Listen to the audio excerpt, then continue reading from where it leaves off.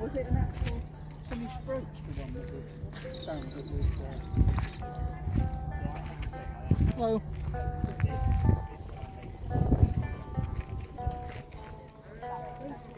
You like our weaponry? Yeah, You can hold them if you want. They're all blunt. I might do in a bit. I'm here all day.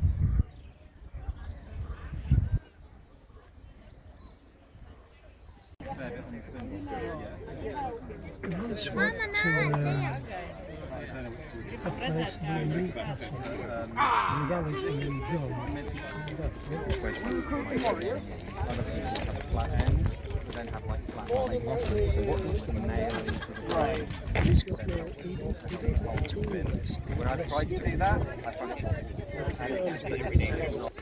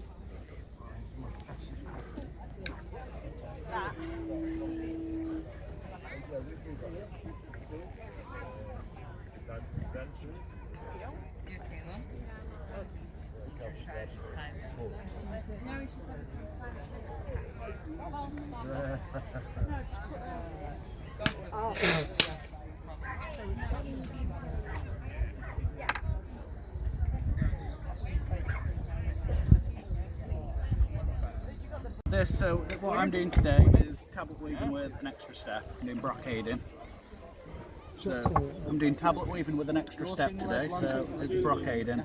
So I have an extra thread that's making my life very difficult. So it's literally, all this pattern does, it sits on the top layer. I have tablet weaving, you can often see it on both sides. It's just I think that definitely could probably make it. And all I'm doing, I'll go through one with you while I'm making my wedge. The work is magic on it. One way. I can get untangled. So I've got my weft thread, I'll get that through. This thread controls the width of the band. Yeah, I mean, he has made, this is like, he made this and this dictates is how one pretty of it the looks. Now I'm using a now. Very good. That's very sharp. Adoring public.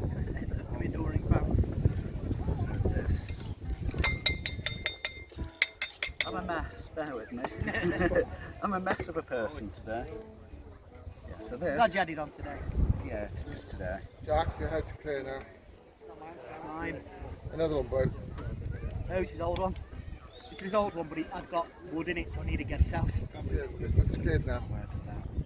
Oh, I had it the right side the first time. So then this will go through.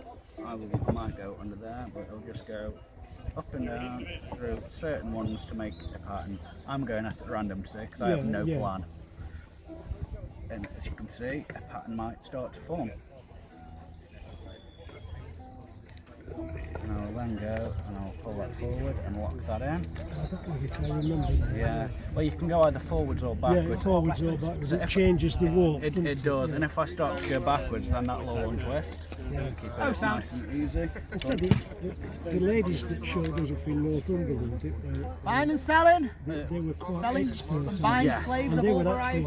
actually, they were weaving you've got all these your own ribbons with all sorts of Might take a bit of value off And there. it was this that was the key to it. It is. So I do quite a lot of this. I'm do some in silk and linen as well, but wool It's is something that easy to you work have to with. learn. It's not something that you just pick straight No, up. not at all. I've been doing it a good 5-6 years now at least. It's taken a We long take, time. You're not as valuable, and I we didn't mind take if you ran away. looms for granted these days, don't we? I do.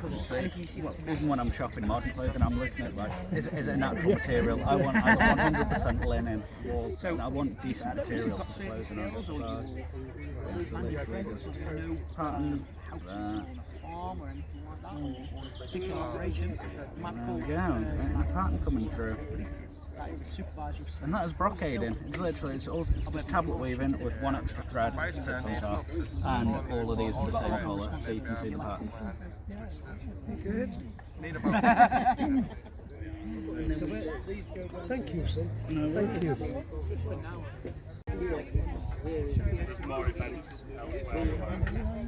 Yeah, and all is some level of open, which is why I think it's important to avoid keep bread because it becomes a positive in progress. Yeah, the kind of things that we were eating. Yeah.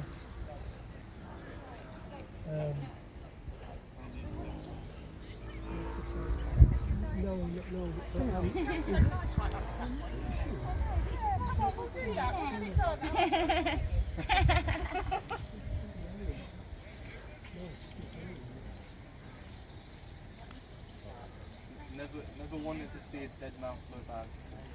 Never wanted to see a dead mouse so bad.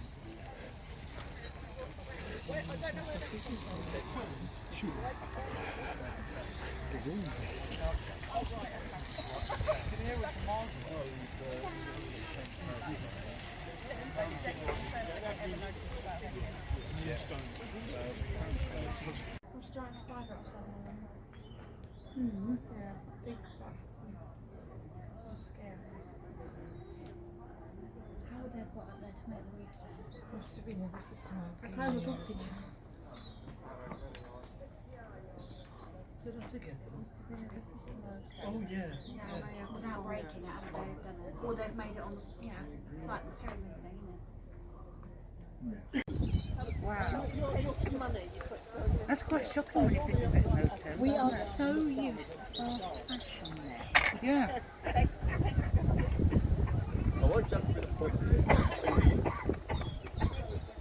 People don't realise this is why garments were looked after, patched, handed down, Yes. cut down to kids' sizes. Because it was such an effort to actually make Because more. it was such effort to make them. Which is why the rich, see the nobility, they would have clothes. Can everyone keep themselves, their limbs, their extremities, their children, their pets, outside of the outer ropes? It's for their own safety. Vikings do get rowdy and sometimes they like to cut things off or steal things or like children. So do please stay outside of those outer ropes.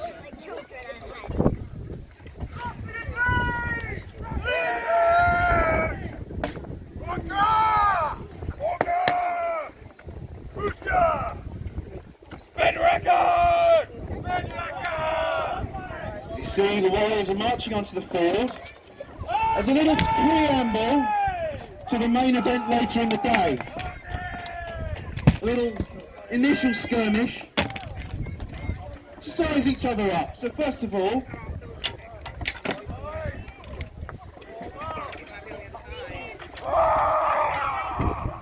once they're organised, I'm going to finish showboating. No, showboat as much as you want. More of that.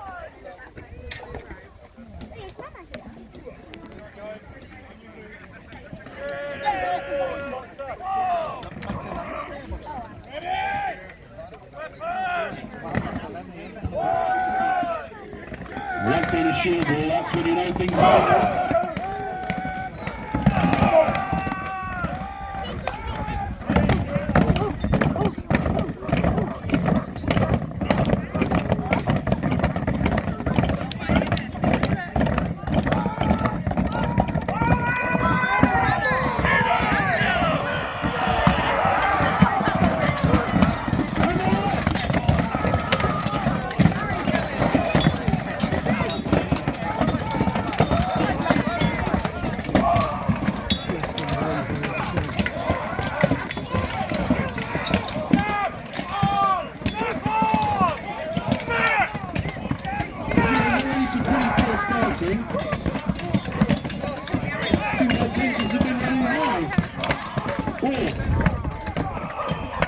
Marcy.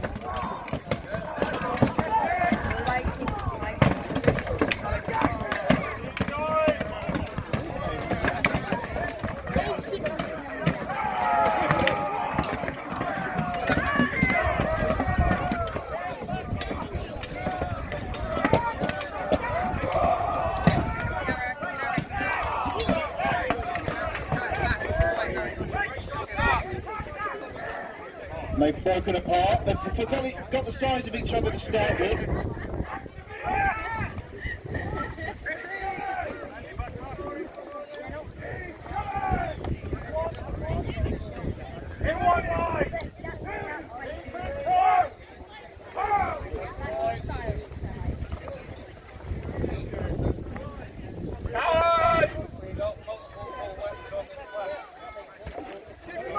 Now everyone, I'd like you to take note of how they're formed up. Two opposing lines facing each other, each behind shield walls.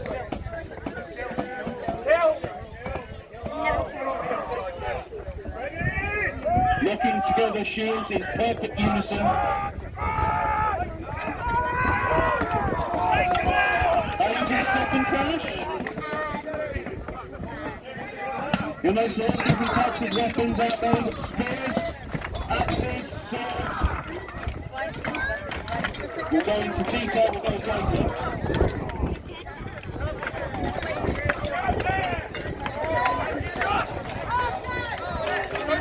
You'll notice missiles as well.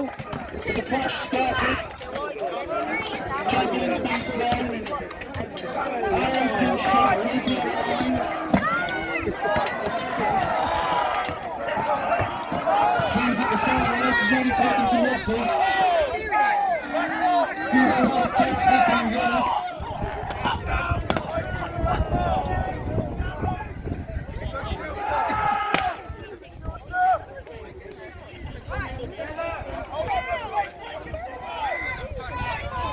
The left side is taking a lot of losses, but they're not backing down.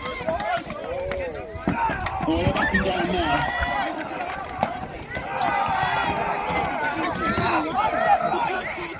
We're about to see some last stands, everyone. This is the best bit. Oh.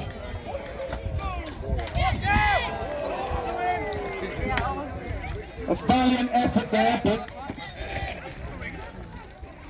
give it a shot, give it a round of applause. Well done.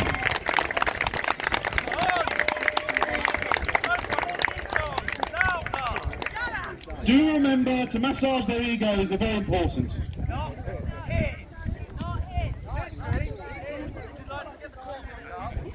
Certainly. May I call upon the old gods to let the dead arise. Bury your lazy corpses. Look lying around.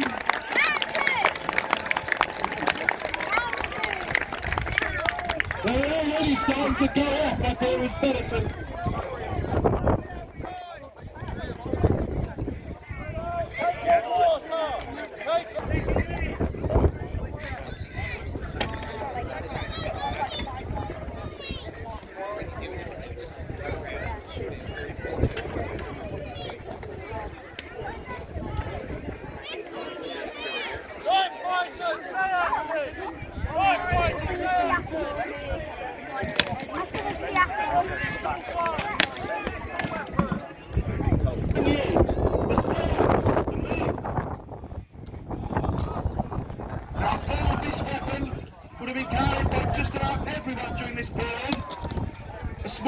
Uses an eating implement or a tool, or along the version more like a hunting knife.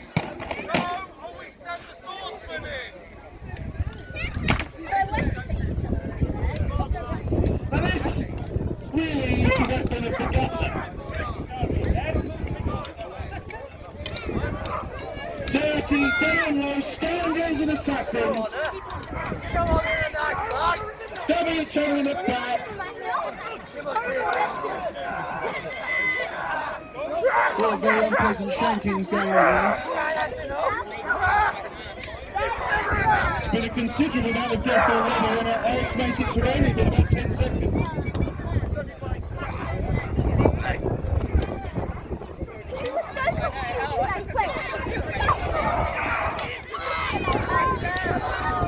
that bike does seem to be the sort of thing that having longer arms helps. That's not always the case.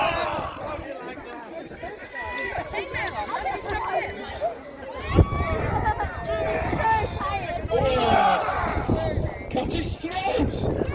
Dreadful.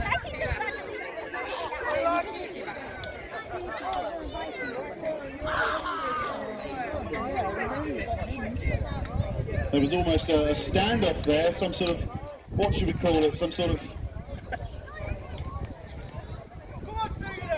Frankish standoff? A Frankish standoff. Or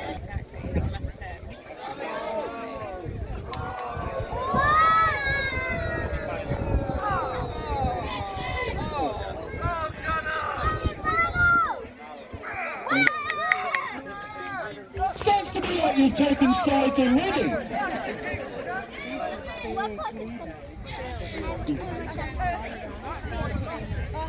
Gunner does have that effect on people. You heard them, cut off his beard.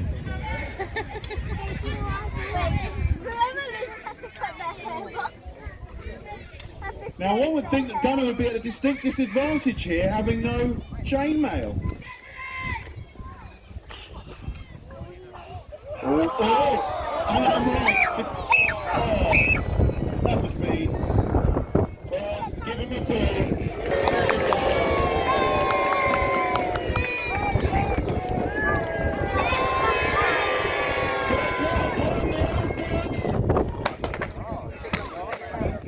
A fairly modest lump of metal. Metal being very expensive. This is what I first did.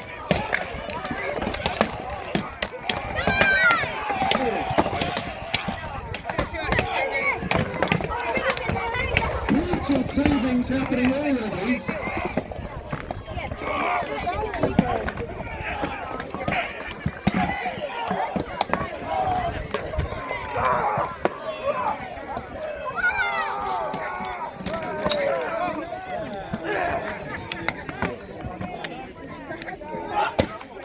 Stop talking and murder each other. Even more reason to murder each other.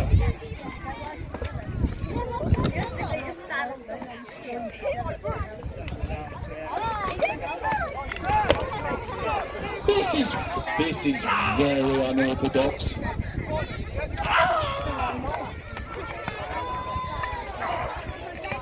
Seems like there was a temporary alliance there.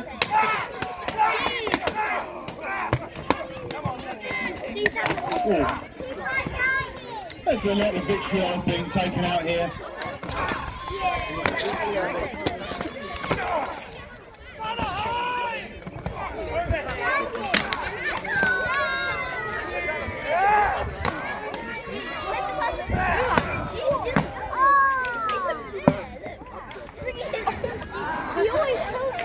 You'll notice one particular shaft didn't even bring a shield to this fight. He just brought a second axe. Oh, now he's got one.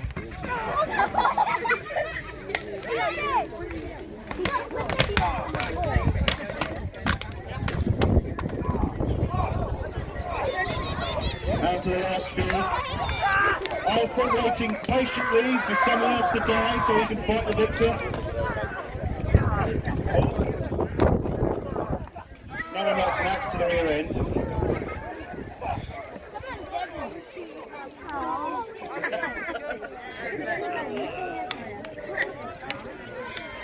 That's not how you do it.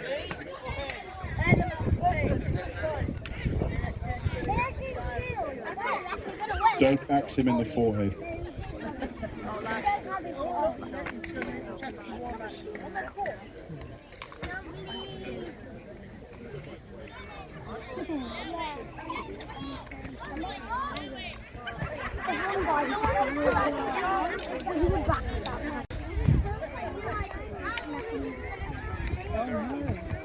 Now we're down to the last four. Oh.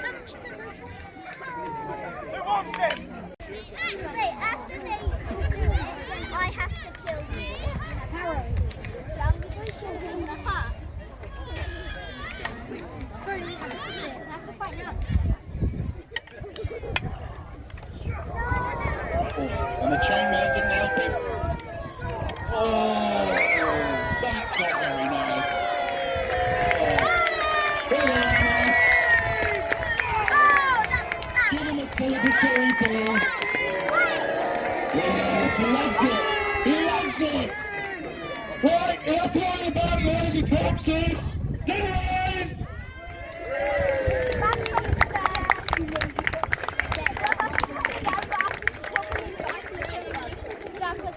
The next weapon we're going to show you is the spear.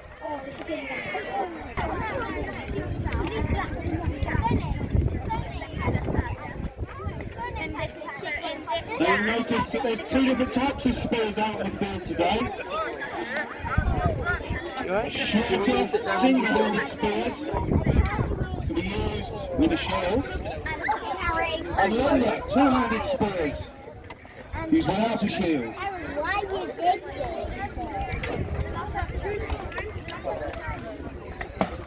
Now this is arguably the most common weapon of the Viking Age. Any fighting man would have had one of these. They're the most common weapon found in Viking Age graves, for good reason. Not too expensive to make, not too much pricey metal in them.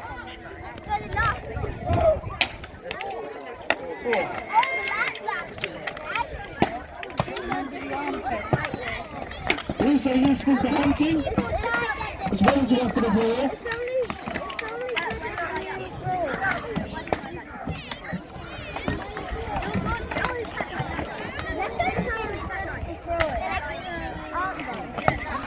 And spears are great because it's good to have range. You want to stay far away from your enemy as possible.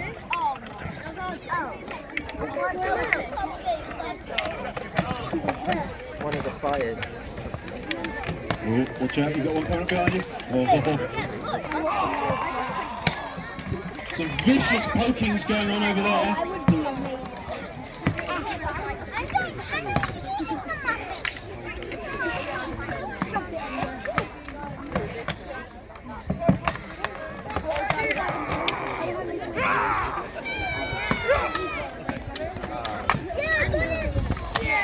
You might not get that back.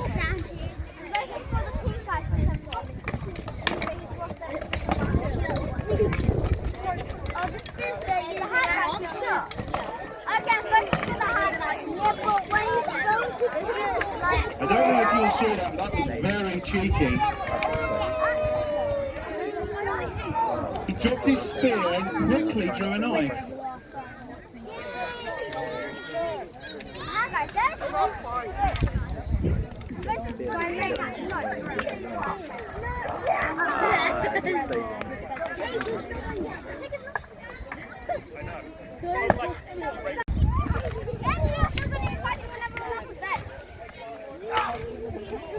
Stop knitting and stab each other!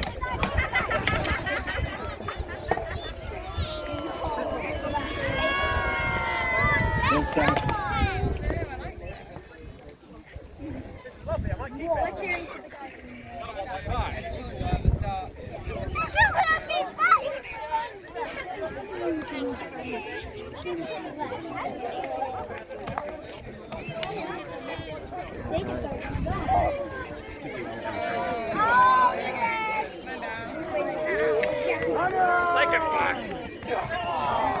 Down to the last 5.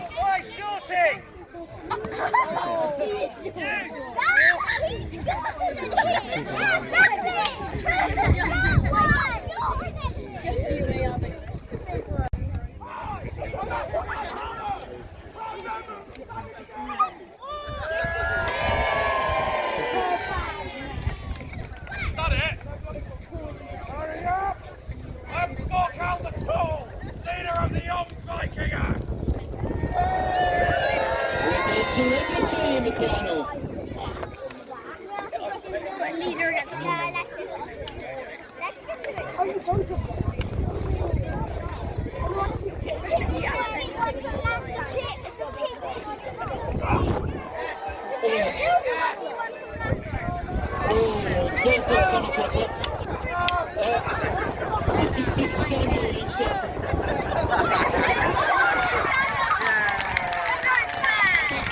Weapon we're going to show you is the most frightening weapon of the Viking Age. The Dane axe, the long axe. One that I would have. So I'd have my weapon. I would have a sword and a axe. And this is a weapon that the Danes brought into England towards the end of the Viking period. So at 10:10, this is about when you start seeing them.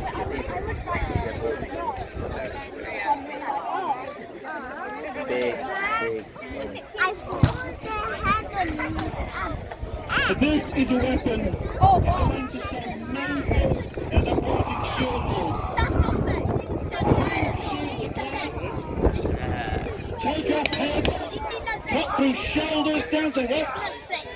This weapon was even reported to behead a horse at the Battle of Hastings.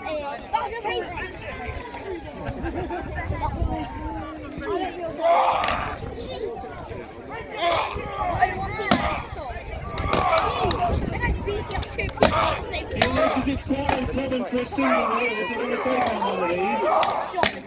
Usually, they take some cronies with them. They tried to sneak up on that one, they didn't work.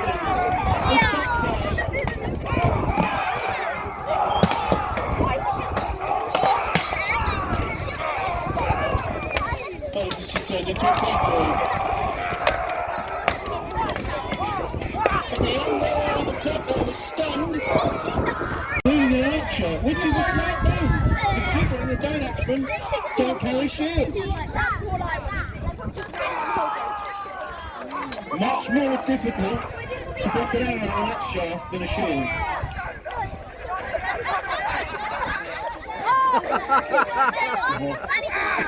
He cut him with an arrow while he was running.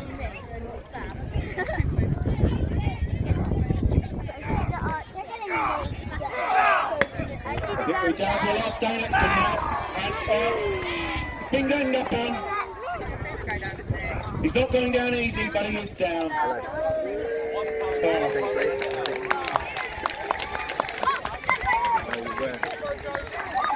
Give up a little brothers a round of applause.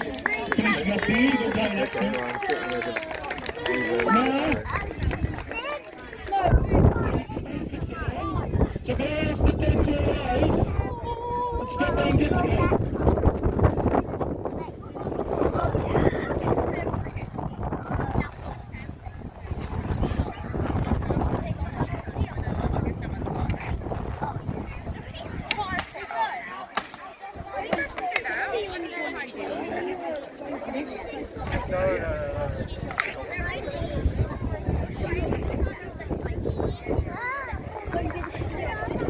Expensive work of art. Took hundreds of hours to craft. Which is why Alpha has two.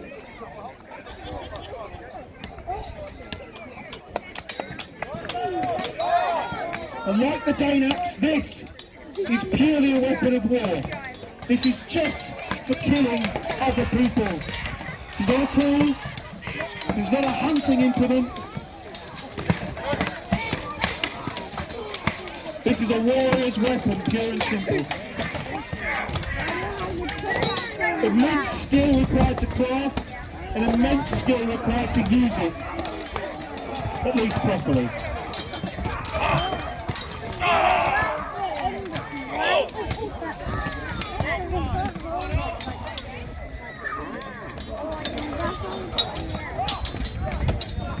Very careful.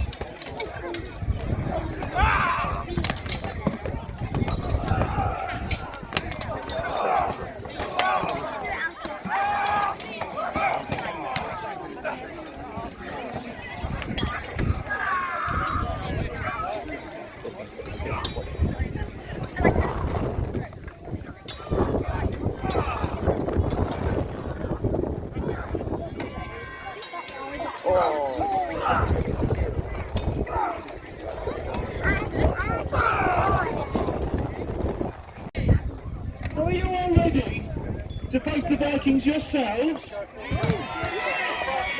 You can take them. They can use any weapon they want.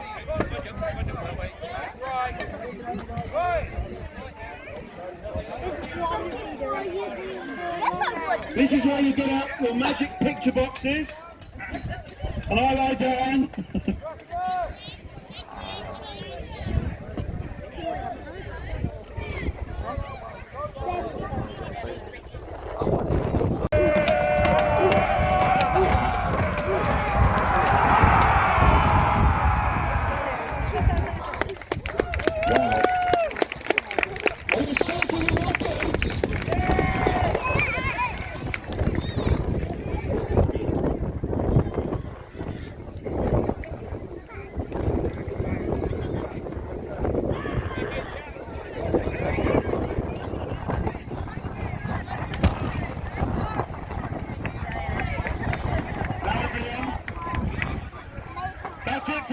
display. But come back here at 3 o'clock. This is the medieval doctor's surgery, so if you have any ailments, any... And this is the doctor's surgery, is it? All right. Any plagues or poxes I can help with, any aches and pains. Have you got any aches and pains, darling? Yeah, just a few, about 40. Yeah. Well, in that case, the best thing I can suggest, I don't know if you recognise this plant. Do you recognise that plant? That's poppy. Yeah, so in early medieval period people had discovered opium. As in So we opium. knew that, poppy juices, you could rub them on your gums if you had toothache, you could make a decoction and drink it for general sort of, pain relief and sleeping. So I do have something that's generally quite good for aches and pains. But yeah, I don't know if there's anything else that you recognise or looks particularly interesting. A selection of different herbs and different wild plants and a few other things. You look nice, honey. There's feverfew. Oh, this one's feverfew. Oh, that's Little Wild Strawberry. That's feverfew. That's better. Yeah, feverfew. Yeah, so they were using this a lot. So sometimes in things that for bringing down the temperature, which is what it then became a traditional use for. But loads of really complex mixtures of herbs treating everything from sore throats to diseases that they call things like the water elf disease, which we think might have been chickenpox or shingles. And so you'd get feverfew and the strawberry leaves, yarrow, campaign. Yarrow, yeah. What do you use yarrow for? So yarrow comes again a lot of things, but especially for wounds. Oh right, yeah. And that's what I'm particularly interested. I think doctors would have spent a lot of time. There's plenty of them out there. Exactly. Yeah, people get up to stuff like that. Some of it inadvertent by the look of it. Exactly. Yeah. Some people are, working with fire, working with farm tools. They don't really have health and safety and protective equipment, and a lot of the remedies that survive, because we do have medical books that survive from this period. A lot of them are for superficial wounds, soft tissue wounds and infections, so we've got a lot of remedies for them. And the yarrow would have been used and mixed with things like butter to make an ointment. The other thing that was used a lot was honey, yeah. And honey is fantastic, it's still used today as a wound dressing, so it's quite antimicrobial. And it also stimulates your tissue to start healing quite nicely, and it's good at sloughing off dead skin. So if you're unlucky enough to get something like an infected diabetic ulcer or an infected burn or a post-surgical infection, the NHS do use honey dressings. They are a verified, recognised treatment, and we were using a lot of it in this period. Also another common kitchen thing, have a smell.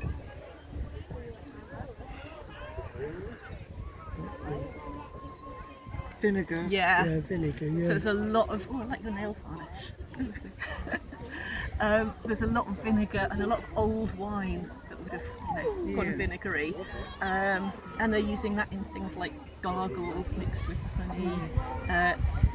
Really lots of wound dressings where you'd get honey, vinegar, salt, mix it with something absorbent like nettle leaves into a nice poultice. And again, the acid in vinegar, it's again with burn wound infections, they'll soak dressings in it for the antimicrobial effect. So there are some sensible things that people were using. Also, some other things that weren't quite so sensible. I don't know if you know this plant. It's one of my favourite smelling ones. I love the smell of this. You have a smell of it? Oh, we know mine's not very good.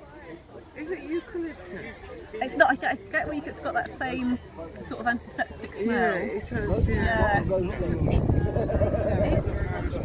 It's southernwood, so it's related to wormwood and mugwort, artemisias, and this was known as adderwort. And they thought if you were bitten by an adder, you would rub this on, and it was supposed to draw the poison out. And obviously, really helped at all. But yeah, potentially, I think this is one of the ones where, because of the strong scent, people did for a long time have that idea that strong, sweet-smelling things sort of drive away bad air, poison, things like that. So I think it's potentially where that came from. Or maybe, you know, we don't know. Did someone happen to get bitten by an adder, fall in a big pile of this, and then just coincidentally they were okay, and then the scientist cures it? But yeah, a whole mix of different things. It's really interesting. Yeah, but we're very lucky at having some of the books that survive. So I've got welcome to have a look. It's just a little example of it's written in Old English, different scripts that we would use now. Oh, I don't know. Can you read that? No, I don't know that one. I don't know Old English. You would recognise... Elderflower. yeah. Elderflower. So you're picking up, yeah. Yeah. And some of the words are very similar. So if I said one of the remedies in there was for something they called spewthan. So you might get the word spew, and that was vomiting. Vomiting, yeah, So yeah. see how the language is. Oh, God. So how old is this book then? How old is this? So, well, that's one I made, but yeah. these would have been written about 1,000 years ago. Right. That have survived. Right. Brilliant. Thank you very much. Brilliant. And some of them were more decorated, so ones with images of the different plants. So this is a herbal where they'd have a picture of each plant and then all the things you could use that plant for. Yes, I'm just grabbing a big list of all the things.